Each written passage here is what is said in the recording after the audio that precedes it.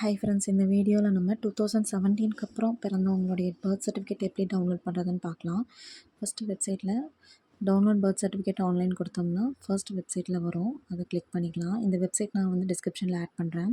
இதில் certificate டவுன்லோடில் birth கொடுத்துக்கலாம். இதில் 2 வழியில் வந்து நம்ம டவுன்லோட் பண்ணிக்கலாம். அதில் ஃபஸ்ட் ஒன்று வந்து RCHID யூஸ் பண்ணி. வெப்சைட் இந்த மாதிரி தான் இருக்கும். ஃபஸ்ட்டு இதில் வந்து RCHID டைப் பண்ணிக்கிறேன் நான்.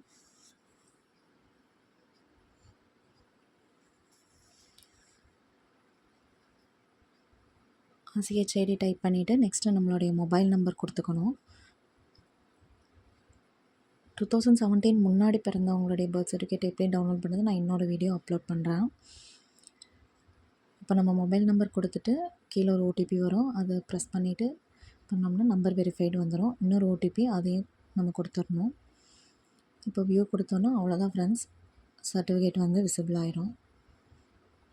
இப்போ இது என் குழந்தையோட பர்த் சர்டிஃபிகேட்டு.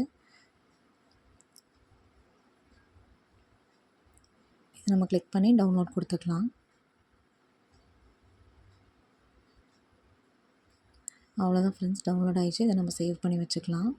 இன்னொரு மெத்தடில் பண்ணிக்கலாம். இந்த சைடு பார்த்திங்கன்னா நமக்கு ஜெண்டர் செலக்ட் பண்ணிவிட்டு ஃபீமேல் மேல் செலக்ட் பண்ணிக்கணும், டிஸ்ட்ரிக்ட் செலக்ட் பண்ணிக்கணும், அப்புறம் பிளேஸ் ஆஃப் பர்த், ஹாஸ்பிட்டல் என்ன ஹாஸ்பிட்டலோ அது உங்களுக்கு வந்துடும். இப்போ நீங்கள் என்ன ஊர் போடுறீங்களோ உங்கள் ஊரில் என்னென்ன ஹாஸ்பிட்டல் இருக்கோ வந்துடும்.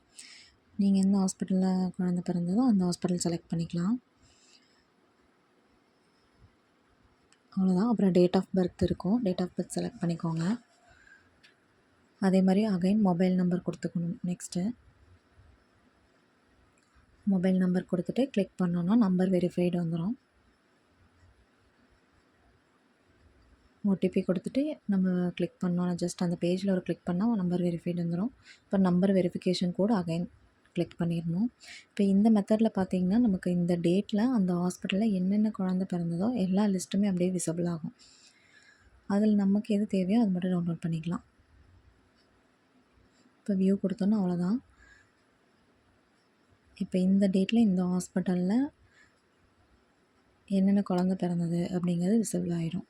இப்போ அந்த டேட்டில் பார்த்திங்கன்னா 2 குழந்தைக்கு பிறந்திருக்காங்க. இதில் எனக்கு தேவையானது 2வது பேர், அதுதான் எங்கள் குழந்தைங்க பேர். அதை கிளிக் பண்ணி டவுன்லோட் பண்ணிக்கலாம். ஓகே ஃப்ரெண்ட்ஸ், அவ்வளோதான். 2 மினிட்ஸில் ஈஸியாக டவுன்லோட் பண்ணியாச்சு. சப்ஸ்கிரைப் பண்ணுங்கள், சப்போர்ட் பண்ணுங்கள், ஷேர் பண்ணுங்கள் ஃப்ரெண்ட்ஸ். பாய்.